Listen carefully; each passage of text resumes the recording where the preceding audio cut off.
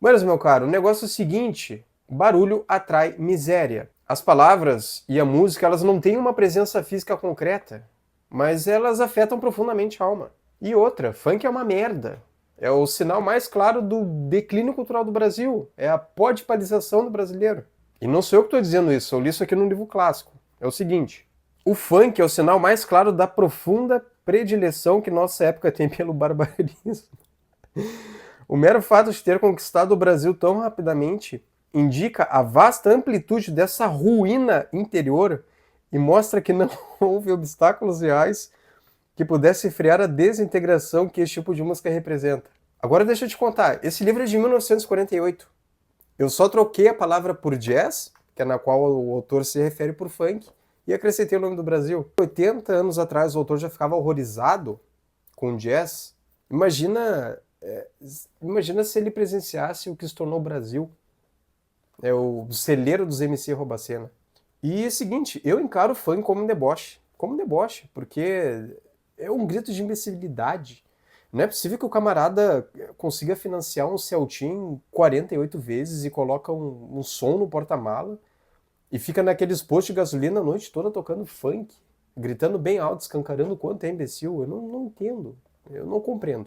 E é o seguinte, nós homens, de um modo geral, nós somos forjados pelo hábito, através de pequenas atividades ordinárias do cotidiano. A nossa fibra, a nossa moral, ou até a falta dela, elas são forjadas por pequenas escolhas diárias. O funk, o barulho, música ruim, gritaria, briga entre vizinhos, isso é só um pequeno alimento. Mas ter contato com esse tipo de ambiente molda o nosso imaginário, mesmo de modo inconsciente. Se tu mora em alguma periferia, em alguma vila, eu tenho certeza que a voz do teu subconsciente é funk. Porque tu tá em casa fazendo tuas tarefas num domingo à tarde e meio que como um som ambiente ao longe fica tocando aquele tu tchá tchá tu tchá longe. Então, essa já virou a linguagem do teu subconsciente mesmo sem querer. Isso entra no teu espírito como se fosse uma osmose. E o homem, de modo geral, ele é atraído pela beleza, ele é atraído por Deus. Por exemplo, quando tu olha o sorriso da tua mulher, quando tu olha os olhos do teu filho, quando tu entra numa biblioteca, quando tu entra numa igreja, tudo isso são nossa conexão com a beleza, é a nossa conexão com o divino. Tudo isso é fonte de felicidade. E tudo que é feio, que é imundo, que é barulhento, nos afasta da felicidade. Portanto, é uma afronta a Deus, porque nos afasta do ideal. Isso desfaz a nossa imagem e semelhança com o divino. Para São Tomás de Aquino, por exemplo, a audição ocupa um lugar de destaque nos sentidos. É como se fosse uma hierarquia, indo do mais carnal até o mais espiritual. O tato, o paladar e o olfato, eles estão mais ligados à sobrevivência. Esse é o caráter animalesco do homem. A audição, ela recebe lugar de destaque, porque a verdade revelada por Deus chega até o homem principalmente pela palavra falada. Ou seja, o som ele é o menos corpóreo dos sentidos. Então, aquilo que tu escuta é como se abrisse um portal espiritual. A fé vem pelo ouvir e o ouvir vem pelas palavras de Cristo. Por exemplo, quando eu tenho que tomar alguma decisão importante, quando eu estou muito imerso no trabalho, quando eu estou passando por um momento na minha vida que eu preciso ter foco, eu não escuto música. Não escuto. Não escuto música. Eu fico mais recluso, eu procuro ficar sozinho, porque esse silêncio serve para te ordenar os pensamentos. Porque de maneira geral a mente do homem nunca para. Nunca para, nunca para, nunca para. Tá entendendo?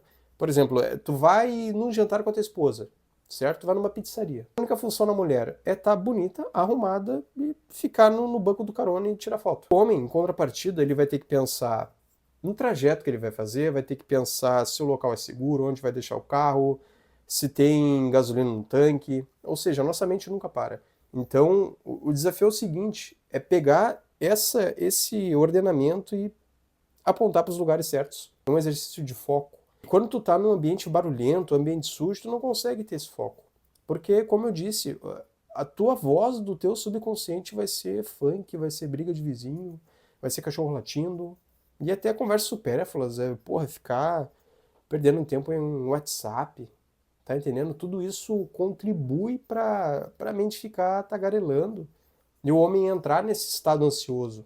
Porque as músicas que tu escuta, o ambiente que tu convive, tudo isso contribui para a paz ou miséria da tua alma. Fora que essas músicas cultuam sexo, carne, drogas, arma.